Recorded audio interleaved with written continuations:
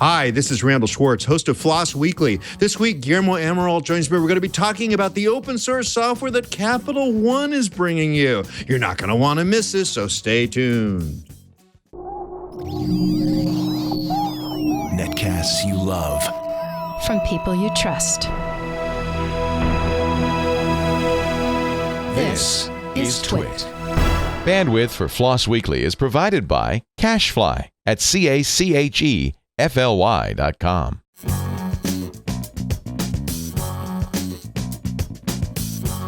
This is FLOSS Weekly with Randall Schwartz and Guillermo Amaral. Episode 404, recorded September 20th, 2016. Capital One Open Source.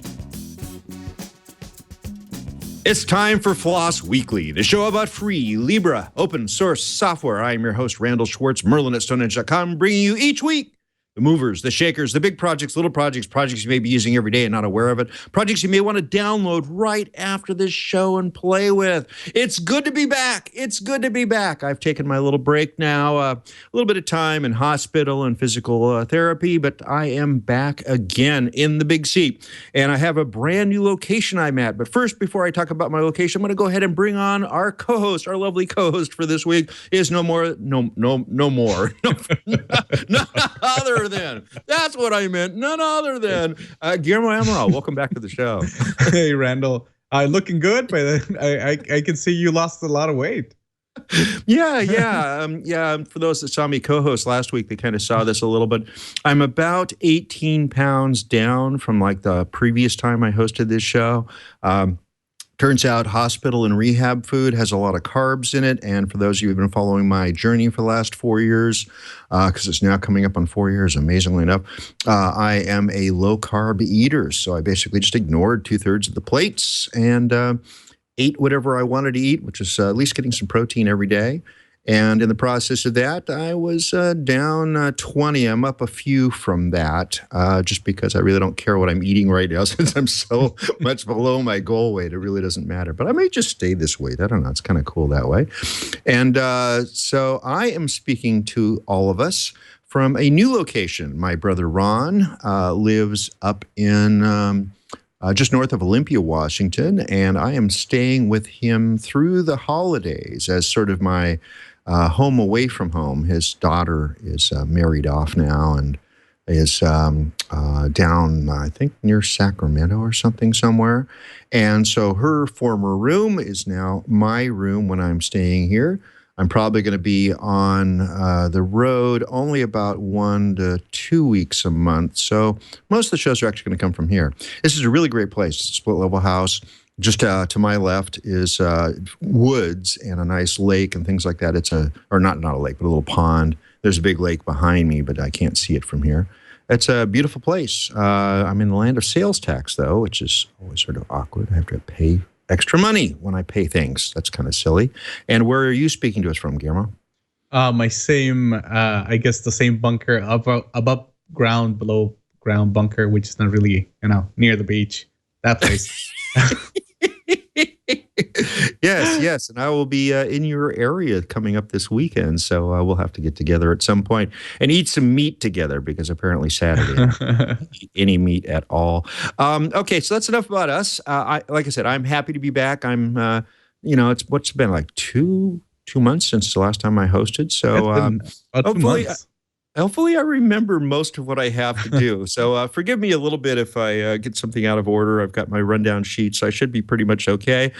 So today we have an interesting guest. We have Jared Smith, who's been involved with open source software for quite a long time. He was even like the Fedora project lead for a couple of years. So he knows open source. He knows Linux. He knows everything there is to, well, not everything there is to know. That'd be an interesting test. I don't even know everything there I could even know about open source. And apparently the credit card company, probably do a lot of other things too, but all I know about them is credit cards. Capital One has been reaching out to provide open source software and APIs that you can actually talk to do banking needs and other things. And so they have a whole initiative where they're bringing in open source communities to participate in various meetups and stuff, and are providing some software, the first of which is Hygia, which is a dashboard for watching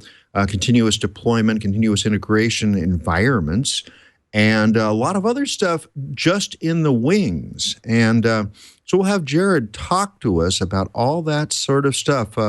Guillermo, did you get anything from reading? Did you get anything at all from reading the URL? That's rude. I'm sorry. What did you take away from looking at the URLs I sent you last night? Well, yeah, I also only knew them as that credit card company that used to have those funny commercials. I'm not sure if you remember those. Yeah, so aside from that, I just noticed that they do have a couple of GitHub repositories available, but I'm not really sure what the projects do. So I'm guessing our guests will probably enlighten us on exactly how they work and what they do there. Cool. Well, instead of us just contemplating this over and over again, let's go ahead and bring on our guest, Jared Smith. Welcome to the show. Hey, it's good to be on the show with you. Very cool. And where are you speaking to us from? Speaking today from Richmond, Virginia. Wow, it's 3 hours in the future there for compared to the rest of us. That's cool. You got any stock tips? No. I can see this from here. Very good. And okay, so we gave our wild guess at what we think this is going to be about in today's conversation. Why don't you go ahead and introduce yourself a little bit more and also tell us how Capital One is getting involved in open source. All right, so hello everyone. Again, my name is Jared Smith. I'm the open source community manager here at Capital One. And a lot of you are probably sitting there scratching your head saying, wait, Capital One, open source, bank, what? And that's a little bit the same reaction I had when I first met some of the folks here at Capital One at one of the open source trade shows a couple of years ago. And earlier this year, they convinced me to come join their team, work in their open source office, and help do some wonderful things with open source software here at Capital One. Just by way of a brief introduction, what our open source office does is helps us make sure we're well managed, use open source, contribute back to open projects, and contribute back to those in really meaningful ways. And then that we take some of our internal code and launch those projects as external open source projects, and make sure that we don't just throw code over the wall, but really have an open source community built up around those pieces of software.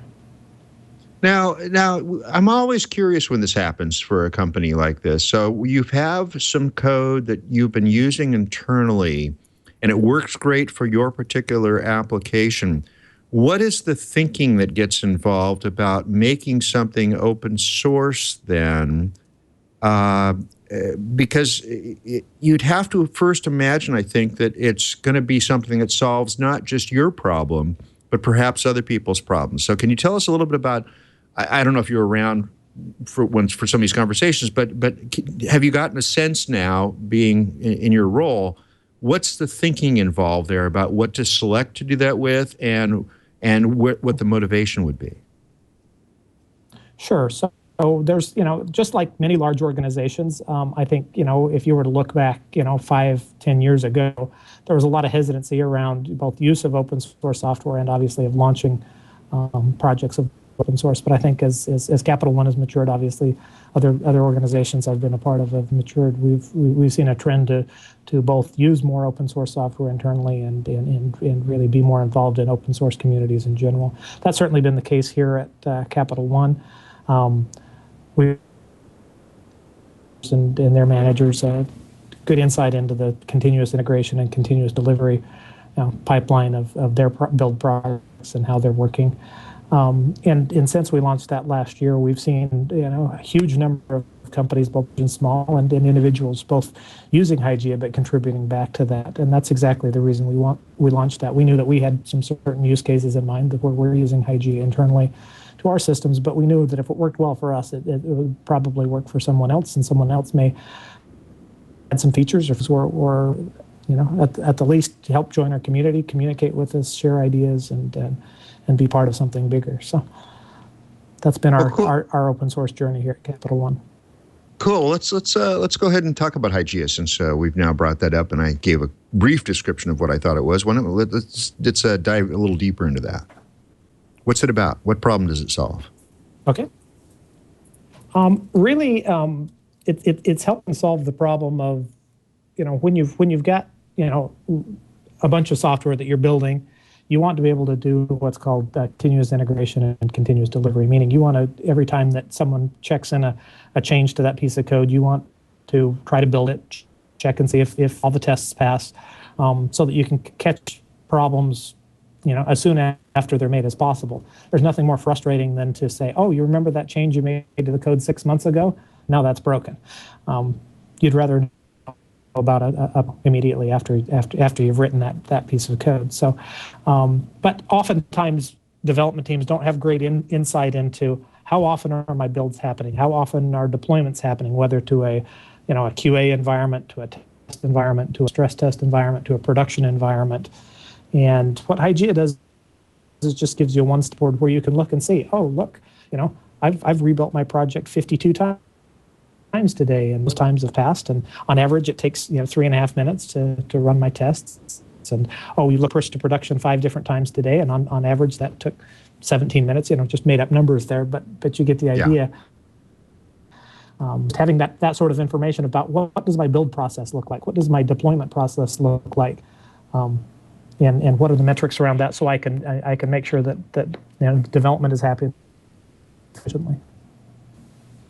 And I'm just curious. My primary client right now has essentially a one swoop cycle per day, one deploy per day to production, and only on Monday through Thursday.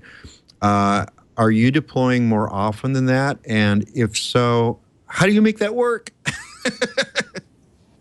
We, as you might imagine, being a large bank, one of the larger banks here in the United States, offering both credit card and retail bank and commercial services and auto loans and home finance and a number of other things, that we have a lot of different applications, and those are really deployed and built in much of a federated model where individual teams are often empowered to push things to production as often or as inoften as they see fit. So we don't have one size fits all model here at Capital One, but we have several applications that will push several times a day, if not more often, and other applications that may push more infrequently.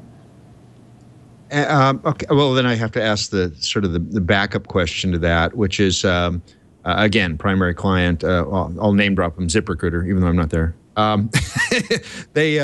They have about a 3-hour manual QA cycle for some of the integration stuff. They've got a few things that are like Selenium tests to try to automate a lot of that. Mm-hmm. Are all your tests automated? Is that how you're able to do such a fast cycle? For the things that we push out several times a day, as much as possible is automated from a testing standpoint. Obviously, not all of our hundreds or thousands of applications have completely automated tests, and there still is manual testing in some of our code. But we're moving to automate as much as possible and to make those deployments as seamless as possible. Now, this may have happened before you got there, since it sounds like you're fairly recent joining, but.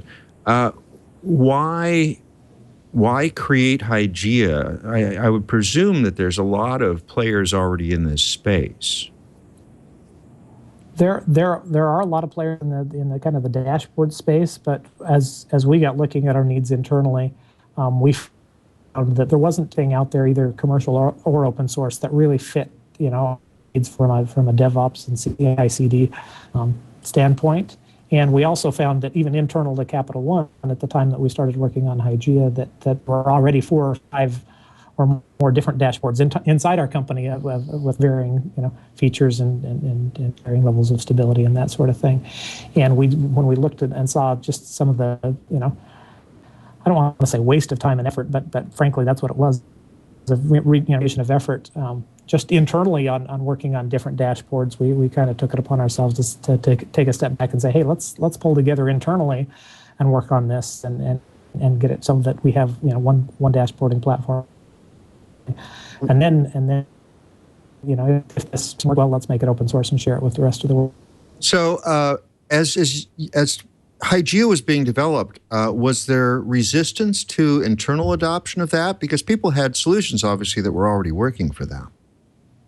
So there was some friction, so to speak, initially, especially around consolidating onto one dashboarding platform. Different teams had their solution that they loved and had the features that they needed. And so the team that ultimately got together and formed Hygeia really had to go around to the different divisions and sell their solution as, hey, if we work together, we can save a lot of effort and everybody have all the same feature set. And it took some time internally, and I can't say definitively that we've weeded out all the other homegrown dashboards inside of Capital One, but for the most part, everyone has adopted the Hygeia platform and started using that both internally and obviously it's gained a lot of use externally as well. And you said that you're using a lot of open source, or using some open source at least, or slowly adopting more and more open source internally. I presume that some of that is in the Hygeia project. So what open source projects are you leveraging? We use a lot of everything when it comes to open source. We in our past we're a big Java shop, and so we use a lot of different Java stacks, a lot of things from the Apache Foundation, whether that's Hadoop, Kafka, Zookeeper, things like that in the big data space. Obviously, in the kind of data science and data modeling space, we use a lot of Python. We use a lot of R. And then all kinds of open source tools, things like Ansible for deploying code out to servers, and lots of other utilities. I could go on and on for days and days about all the different tools we use. Well, I do have a little question. I am mostly focused on the developer side, not the DevOps side. But I think many of our viewers do know, might be familiar with what a dashboard like this does. But I'm sure others like myself really don't, come in contact with that too often.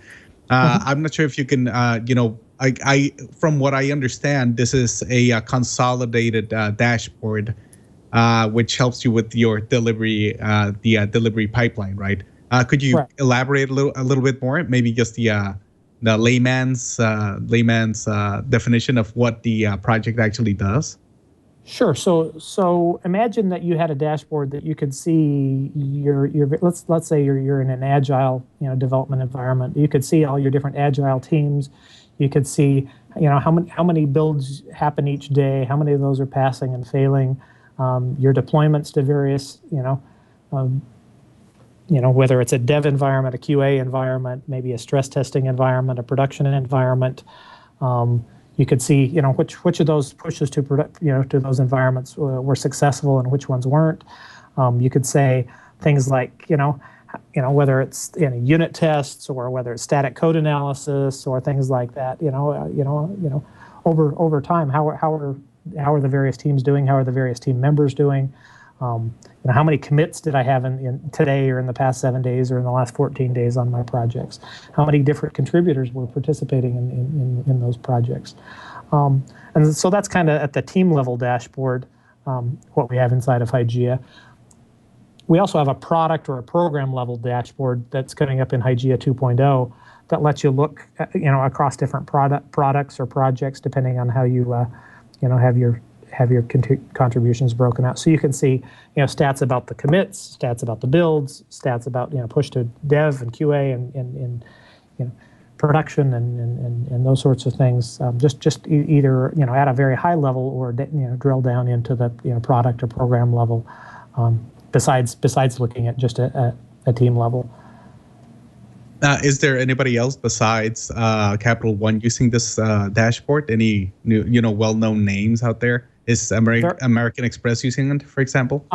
I don't have a huge list in front of me of everyone that's using it, and I'm not gonna name drop other companies that may or may not be using it in various aspects. I will tell you that I've gone to several open source conferences over the last year, and almost at every one, at least one person comes up to me and says, "Oh, we're using Hygeia in our organization. It works fantastically." And these are, Fortune 500 companies, but. I'd probably better play it safe and not name any names. Good choice.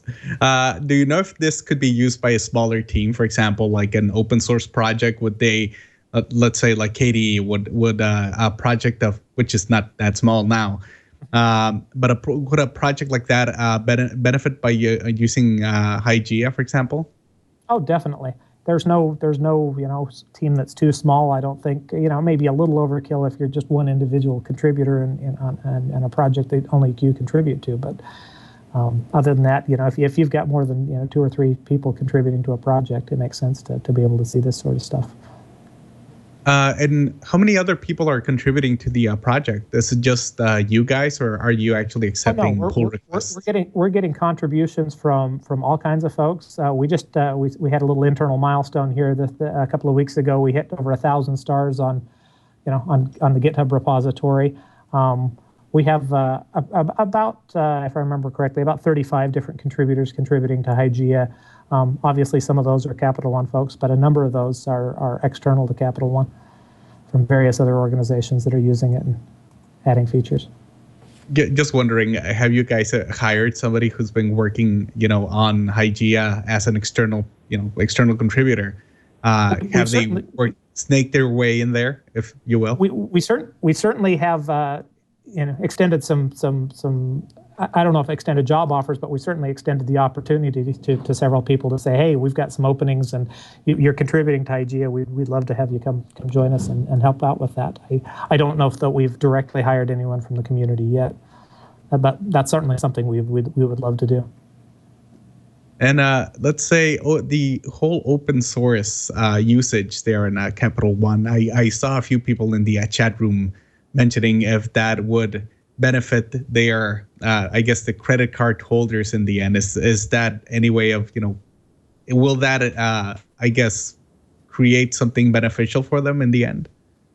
Probably not directly on their credit score. The credit score really doesn't take into account, somebody's contribution to open source or anything like that. But the whole one of the things I love about open source is that that a rising tide lifts all boats, and that we all do better when we all do better.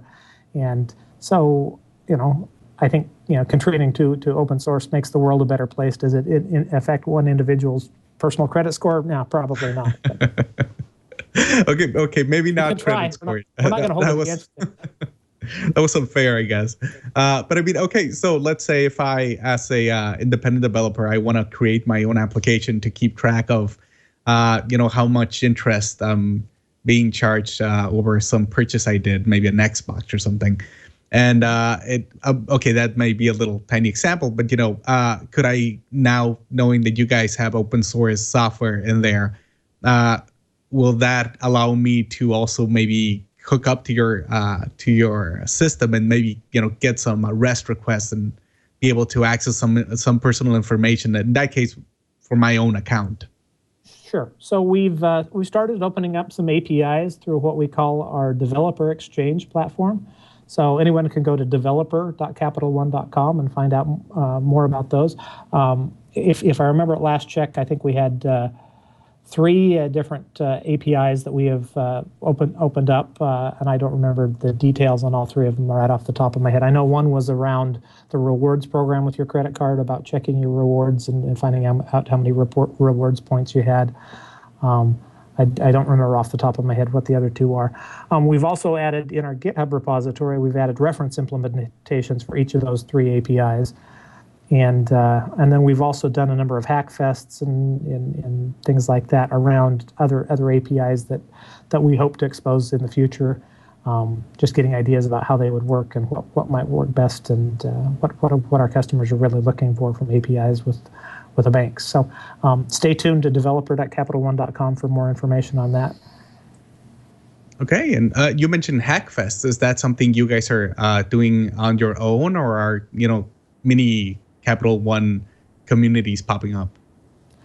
We do that in a number of different areas for various reasons. We do a lot of college outreach, kind of campus hackfests as part of our recruiting efforts. We do open source hackfests with a number of the different open source communities that we're involved in. We have a lot of internal hackfests as well to try to get cross-pollination between developer teams here inside Capital One. In fact, I was leading one of those earlier today around looking for open source solutions for license and security scanning for various pieces of software. So we do a lot of different outreach with the community as well. We like to get involved with schools, middle schools, high schools, elementary schools, teaching kids to code, being involved with like Women in Technology and other organizations like that to really help out where we can. And so we don't, like I said, we don't have a one-size-fits-all approach to open source or to Hackfests. It's really empowering individual development teams and individual people who are passionate about a particular community to engage with that community, be involved and do the right thing. So I take it the community response has been positive then, right?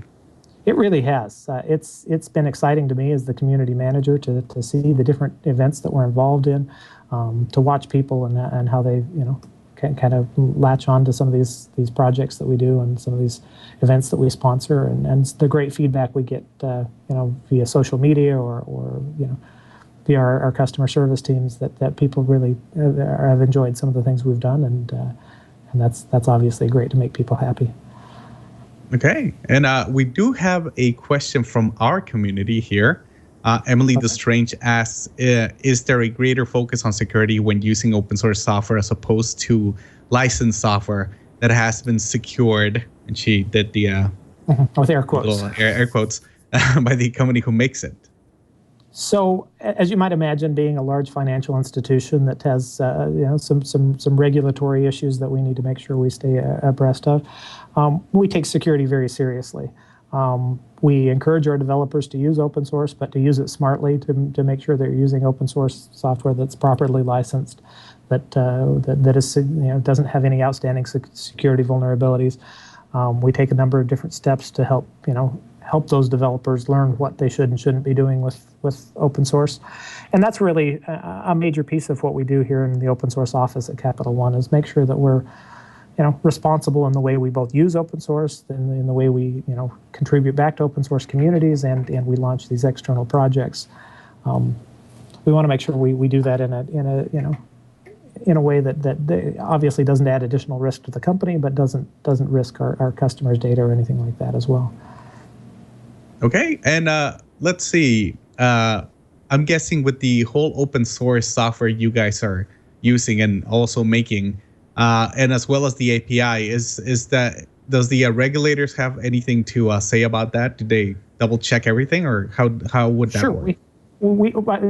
I don't know how much too much specifics I wanted to get into with the regulation side of things, but we have had questions from regulators about both our use of open source software and our contributions to open source software, and we're able to answer their questions to their satisfaction.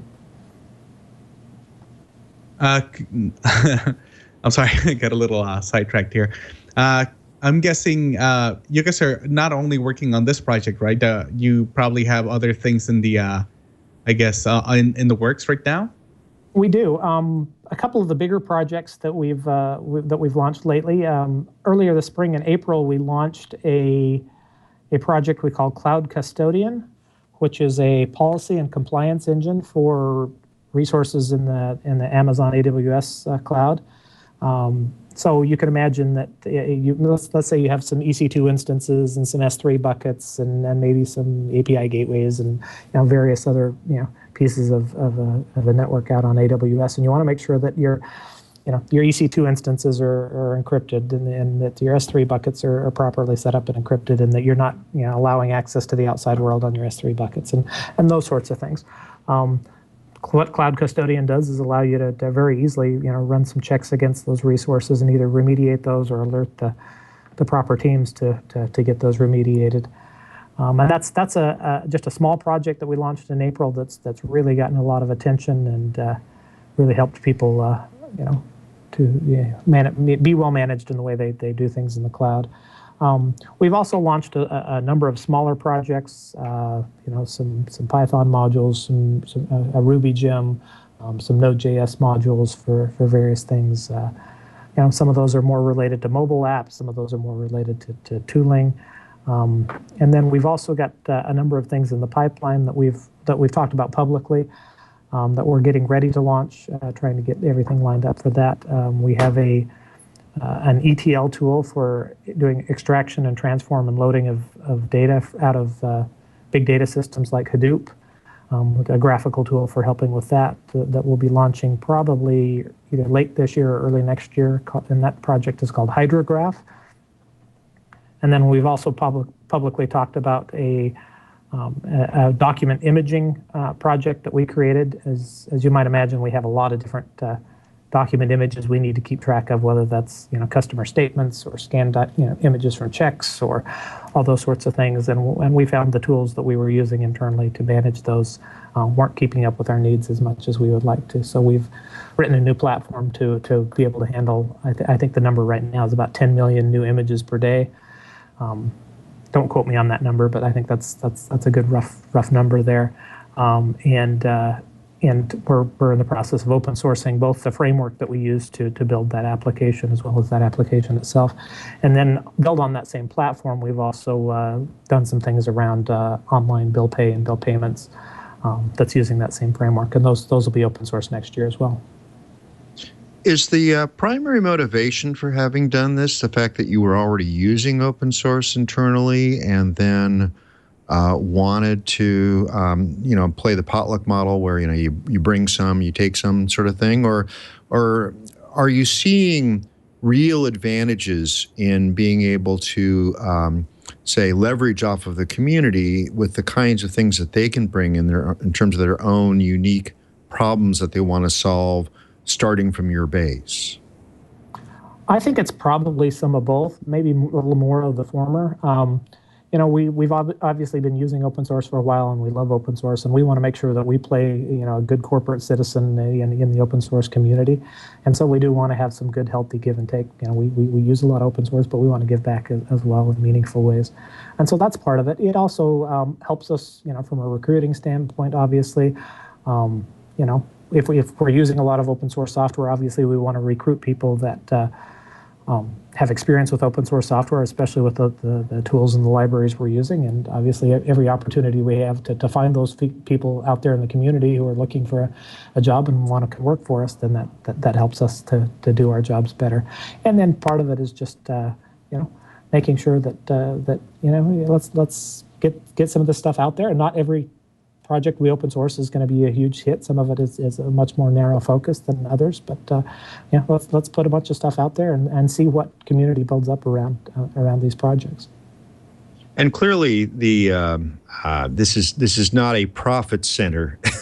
The open source community management side is not a profit center. So it is not. Do you ever foresee that management will start looking at dollars and cents, given the kind of company you're in, and go, we're spending, buku bucks on just, letting other people play with our stuff? Do you ever foresee having to come back and justify it in terms of the kinds of code and feedback and just even goodwill that you're generating this way? Not really at this point. We've gained so much from open source and gained so much from being active in open source communities that it's easy to justify to management, the spend that they're making in our open source office and in our open source efforts. Maybe we're lucky in that regard that we've got support for our open source office from the CEO on down, and continued push to do the right thing in open source. So that's not a big concern of mine at this point. Well, you probably didn't have to go through the transition that I know some people in our audience are facing, but is there any hints or secrets that you could give if someone is facing sort of a, well, that's just going to be wasting money sort of argument from upper management? Sure. I've done open source community management for a number of different companies and a number of different organizations. And, it really comes with, understanding what your risks are, understanding what your rewards are, helping people see that it's not just that we're saving money by not having to pay licenses for software, but there's advantages from a security standpoint, from an agility standpoint, from being able to fix things yourself and not being tied to a specific vendor standpoint. There's avoiding vendor lock-in is a huge deal right now in many IT teams. Understanding what those risks and rewards are, putting those out there in front of CEOs and legal teams and security teams, and then helping them understand the process of how do we take a piece of open source software and decide, is this something we're going to use within our organization. And for different organizations, they have, different policies and criteria for deciding, can we use this in an internal facing application? Can we use this in a public facing application? Can we use this in a distributed application?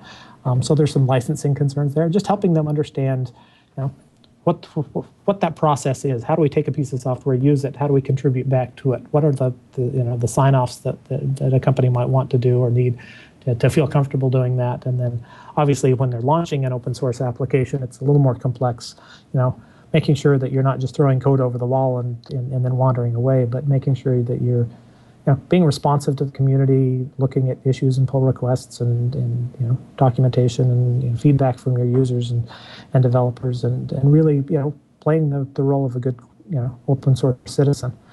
And I think for the most part, when business leaders understand the risks and the rewards in the process, then they feel a lot more comfortable in both using open source but contributing back as well.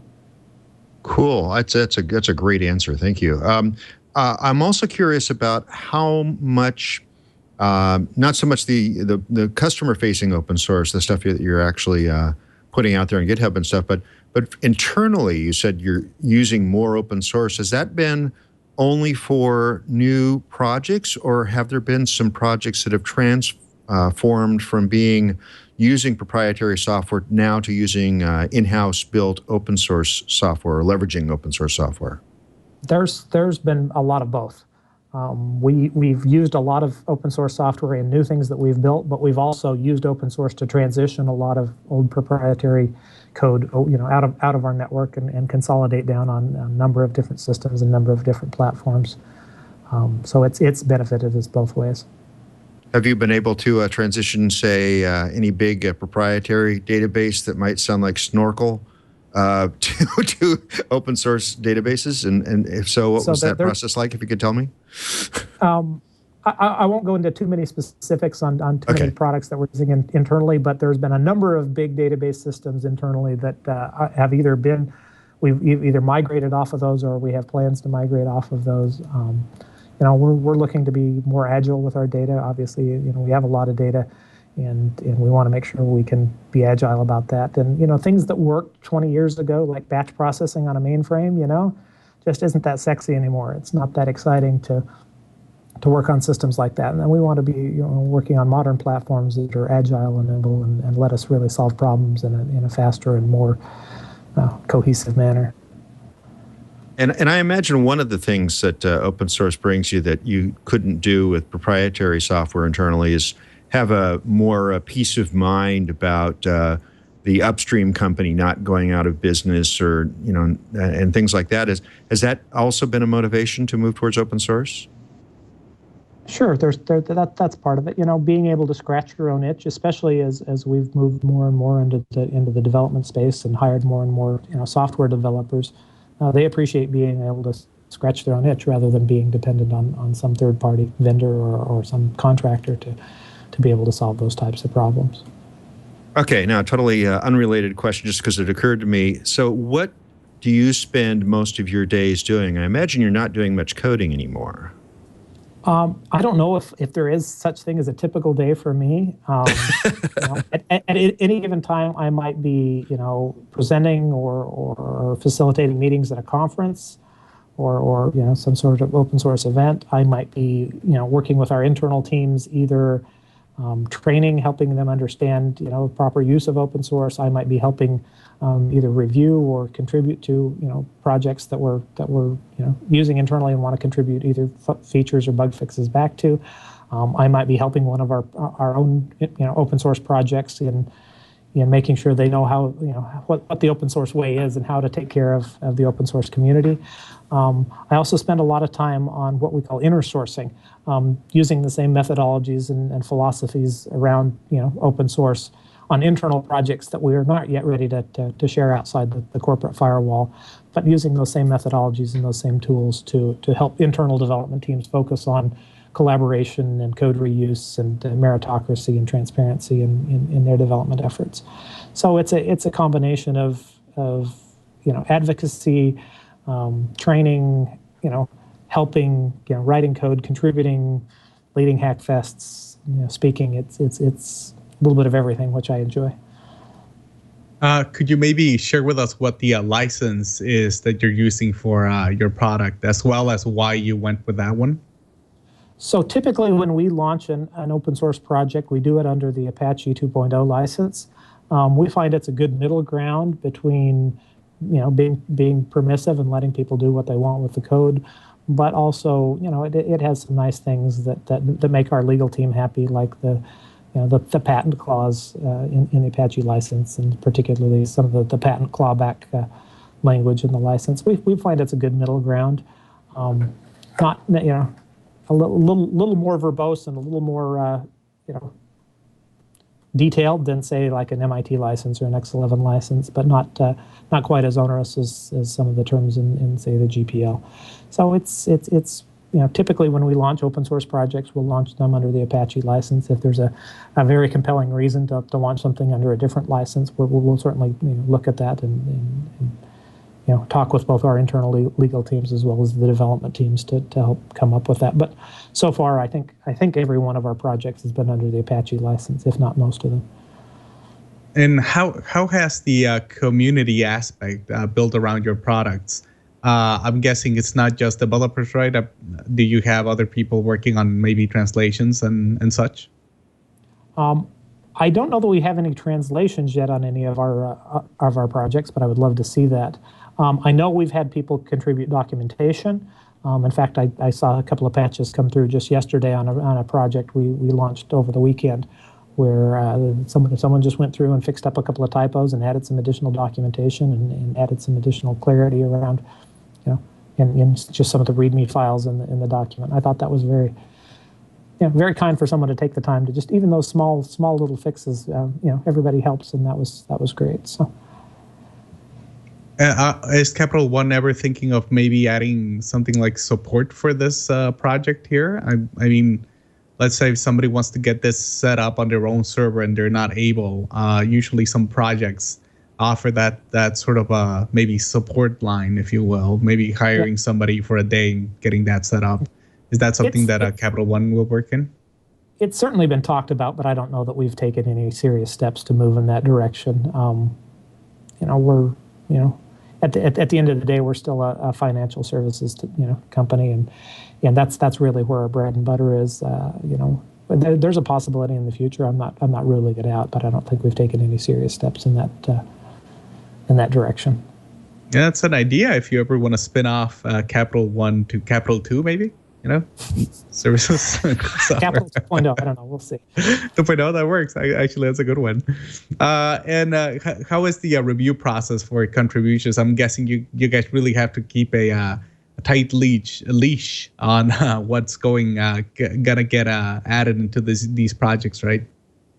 We try to take a balanced approach. Obviously, we want to make sure that for external projects that we're contributing to, that our contributions not only help out that project and don't introduce new security vulnerabilities or anything like that, but don't they don't hurt the reputation of Capital One as a whole.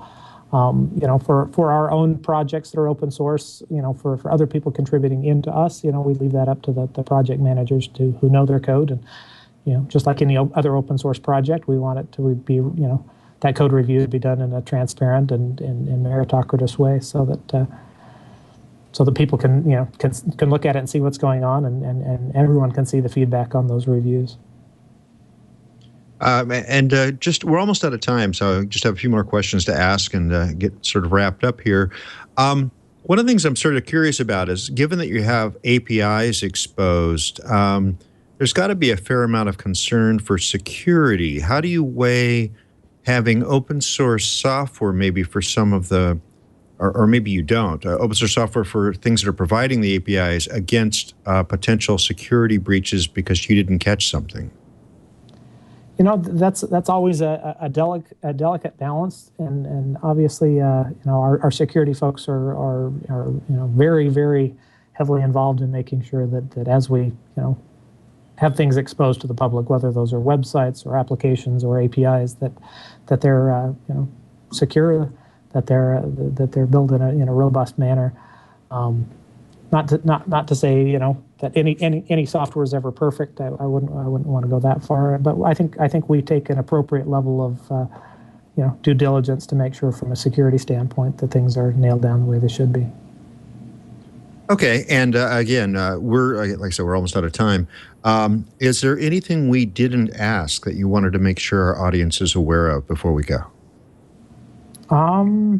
Just go out to GitHub and check out our repositories. Like I said, we have a number of different projects. We're probably launching on average, one or two or three, smaller projects a month on our GitHub repo. So you can go out and check those out.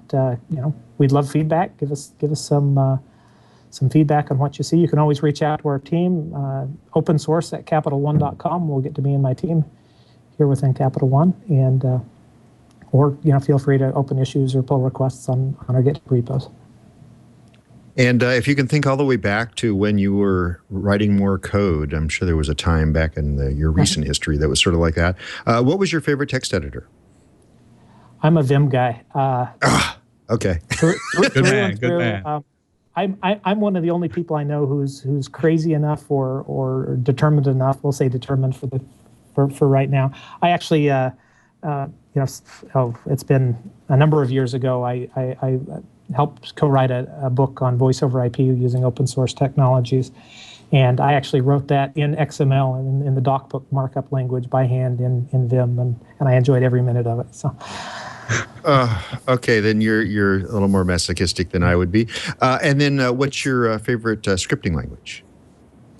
I go back and forth. I've used a lot. Probably Python is my favorite these days. Yeah, that's a lot of people's favorites. The go-to. If I'm starting a new project, it's most likely in Python. That sounds reasonable. Well, it's been wonderful having you on. Have you ever met Samuel Jackson? I haven't met him in person yet, but it's fun having him do some of our commercials. We get to see some of the outtakes from time to time, and it's a lot of fun. Very cool, very cool. Well, this has been a fun interview, and hopefully over time, Capital One will be offering even more projects available. And I really like the fact that your company recognizes that being a user of open source, to be a fair player, you also need to be a contributor to open source, and are actually doing a lot of things for that, having these meetups and things like that. So that's really rather cool. So Jared, thank you for coming on the show today. No problem. Thank you. Very good. That was Jared Smith, who is talking to us about the open source relationships that various relationships that Capital One has. What do you think, Guillermo? Well, it seems, I guess, it would be kind of like a minefield having to work with government and all these regulations and also open source in there. But I guess they are doing it the right way. So, which, I guess it's good. Cool. And do you want to go ahead and say what you said in the chat room? What we'd have Samuel Jackson say? That would be pretty cool. You want me to do the voice? No, well, if you can. Probably not right now because I'm a little jet lagged. You know what they call a dashboard in France? Yeah. I just thought that was great. I first said that would be cool to say, and then I went, oh wait, it's you saying it. I should probably let you say it. That's even better. So yeah, I mean, it's clear to me now, especially having done this show for 10 years. Can you believe it? We've done this Floss Weekly's been on for 10 years. I've only done 9 years of that, but this show has really seen a lot of changes in open source over the years. And the ease now with which, as Jared said, the CEO gets open source. We used to struggle where even your manager would be saying, open source, anybody can put anything they want in there. And how do we know it's not going to be, some crazy stuff? And what if they all go away and don't want to use the project anymore? Now where are we? Well, geez, okay, you hire some people who understand C or Python or whatever, and you fix it what you want to fix. But we don't seem to be fighting these battles quite as often. And we look now at something like, Capital One, which is highly regulated and still is bringing in open source and even, two-way street, actually contributing stuff back out and getting contributions back in. I think this is pretty remarkable, actually. It's really a statement that, open source is here to stay and is really redefining how we work together as developers and integrators, and even at the top level decision makers are looking at this stuff as not just we can get some downloads of software and use that, but why would we use that when this other database is commercially supported? It's really being really being extended now, and I like that. I like that we get to talk to people in the vertical markets like this who aren't just project related, although clearly using a number of projects internally, which is really cool, and becoming a project leader themselves, making stuff come back out to the rest of the community. Anything else, Guillermo, before I wrap up? No, but just a question. Did you used to work for the Penguin before, or? I know, yeah. Yeah, see, yes. Sure. I guess that or you're gangster. Yes, Batman. Now you're going to discover what we really were up to. I clearly, apparently being kept medically sedated for 2 weeks has done nothing bad to my sense of humor and my craziness there. But no, yeah, like I said in the beginning of the show, it's good to be back. Speaking of it's good to be back, let's talk about the few remaining already scheduled shows. The drain pipe has been draining while I haven't been available to schedule. So we're just down to 3 more that are in Q3, and I'm going to be opening up Q4 real soon, and then sending out my flurry of email, hopefully this week, this weekend, whenever I'm not actually busy this weekend, which will be most of the time. Upcoming next week, somebody who I didn't schedule, but apparently Jonathan brought in, and that's the Purple Project, which is about I think they've kind of taken over, or they're big contributors to the QEMU project. They have their own version of OpenWRT called Purple WRT, and they're trying to make it carrier grade. I guess that means high levels of uptime, lots of nines, many, many nines. I remember working for a vendor once that said that we had like 5 nines of uptime, but they kept crashing. So I thought, oh, I see. One of those nines is ahead of the decimal point. The rest are behind the decimal point. Okay, sorry, get distracted there. And also focused on the MIPS architecture. Boy, I tell you, MIPS is still around. Are there some open hardware implementations of it or something? I thought that was mostly in routers. So routers, okay. Yeah, routers. Has it been open hardwared, or is it still coming out of DEC, or what? I haven't seen a lot of open hardware implementations of it, but I have seen some handheld game consoles and stuff like that just still using MIPS. Okay. But yeah, ARM is really overtaking. So yeah, I mean that would make sense. I don't see why it's gotten to be that way. But anyway, okay, and I'm just now tweaking my as Guillermo said in the chat to me. He said you're looking like an Instagram picture. For those that aren't watching the video, the sun came up and went by the window, and so I had to keep tweaking my brightness here. But that's not relevant to the audio only people, who are most of you out there. I know that. Okay, so you have to go look at the video occasionally, guys. Okay, and also we have Karina, which is an easy-to-use, instant-on native container environment, and that's coming out to us from Rackspace. And Linux Presentation Day, which, as I understand, is a Europe-wide, happening in many locations in Europe, single day, Intro to Linux Day. So basically trying to get more people involved and getting away from proprietary operating systems and proprietary software and get them onto Linux by showing how easy and simple and convertible everything they do is to take it over to Linux. Again, not anybody else on the current schedule. We have a couple of open slots, and I'm going to be open up Q4 real quick now. And we still have people from the Red Hat Summit. We've got Overt, Ansible, ManageIQ, OpenShift Origin, which should be nice to contrast with the project we did a couple weeks ago. Or last week, actually, I guess it was. And no, or was it when I was gone? When did we talk to the guys about the thing that was upstream from OpenShift? Maybe that was last week. I don't remember now. It's all blurring. And Gloucester. Anyway, so I'll be opening those up. We do have a chat room. We took a few questions from the chat room today. That is at 9:30 a.m. Pacific time on Tuesdays.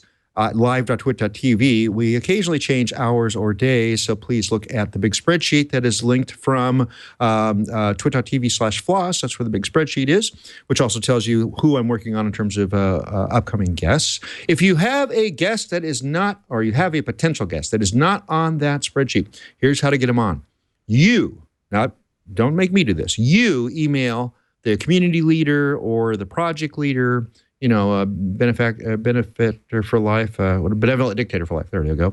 And have them email me. Say, I want you guys to be on Floss Weekly, and then they will contact me and get on the list, the short list, actually, very short. You can follow us at Floss Weekly on Google+. You can follow me at Randall L. Schwartz on Google+. And those are also, there's some Twitter feeds for that. So Floss Weekly, at Floss Weekly on Twitter, and at Merlin, M-E-R-L-Y-N on Twitter. That way you can always see where I'm checking in on Foursquare, things like that. So if you're around nearby, please come by and say hi, wherever you're at and wherever I'm at. I want to plug that just yesterday I was interviewed for the Code Maven podcast. It's brand new. Done by one of the community leaders in the Perl community, been around for a long time. I'm probably going to mispronounce his last name, Gabor Szabo. He's out of Israel and has been doing work all over for the Perl community for many years. He's got his own podcast started. It's called Code Maven Open Source. So he's competing head-to-head with Floss Weekly, but I was still on his podcast anyway. You can go to code-maven.com/CMOS, C-M-O-S.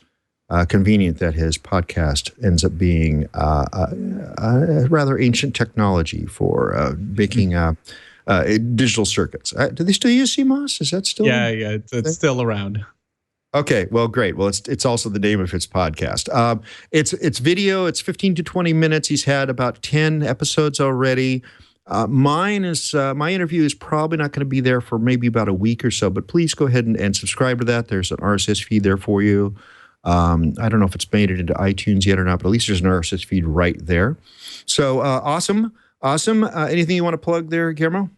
I guess people can follow me on Twitter. I am at GAMARAL, and you can also check out my YouTube channel. I did a video celebrating the KDE 20th anniversary. You can find that under youtube.com/C/Guillermo Amaral, or just Google my name. You'll find the channel. I'll also drop that in the chat for those who are watching live, which you probably should. Yes, you should, because you get to, on this particular show, you would have seen an amazing number of laughs from me and from Guillermo about things that sort of went by. And if you're kind of wondering why this show is a little bit short, it's because we did have some technical difficulties, technical dropouts. But it is great contrast with the really long shows that, I'm not saying there's anything wrong with that, but apparently my other Aaron doesn't seem to think that an hour is enough for this show, so he ran over quite a few times. But as I'm listening to them, I'm going, "Oh, isn't this over yet by now?" Okay, anyway, but they were great shows. Aaron did a wonderful job for me, so I really appreciate that, and all you other guys, all my wonderful rotating panel co-hosts did a great job while I was gone. So I really appreciate that. And without further ado, we'll see you all again next week on Floss Weekly.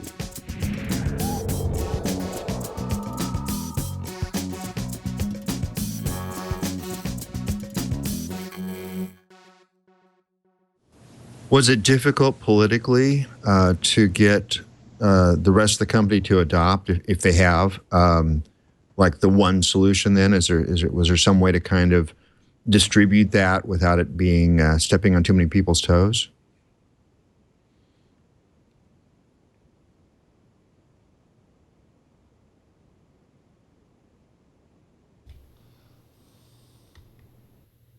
Oh, I asked the wrong question. That's a hard one. You must be thinking. He's going away to go ask. Hey, guys, when we rolled this out, what's this tough? Should I say it wasn't hard?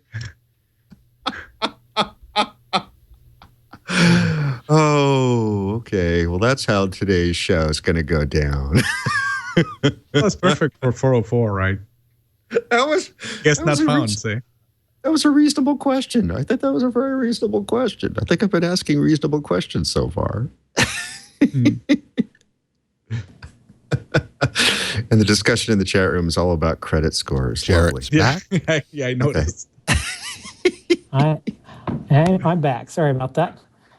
Were you able to hear the whole question, or do I need to ask it again? Well, yeah, ask it again so we get a clean edit. You were just Okay. cutting out. I think you said was something about how political was the decision to start open source projects. Does that sound like the Yeah. right question? Something similar. Let me go ahead and ask a question, and then you can answer whatever I ask. That's good. Or, well, whatever I ask. How old are you? No, just kidding. Okay, here we go. So when you started, or when the project, Hygieia project was started, how difficult was it politically then to unify the uses of all these different dashboards to bring them around to Hygieia, or has that happened yet? Have the other groups that were using something else now adopted Hygieia?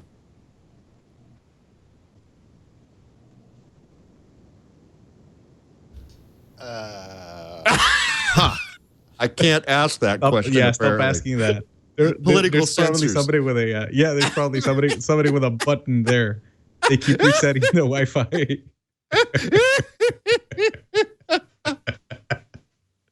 Oh.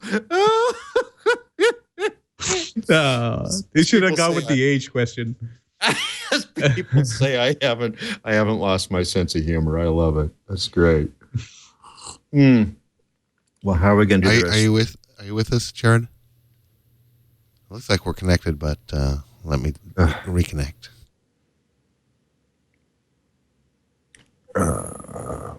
Maybe we can.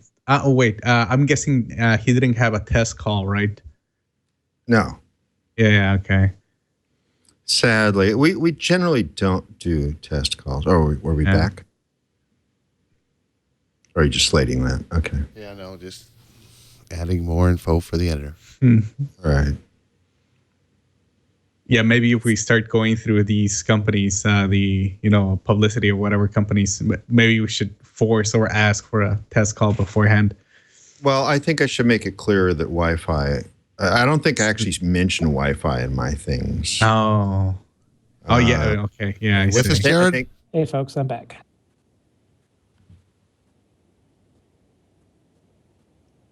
And it's gone again. Yep. Oh, See, that's the title. 404 guest not found.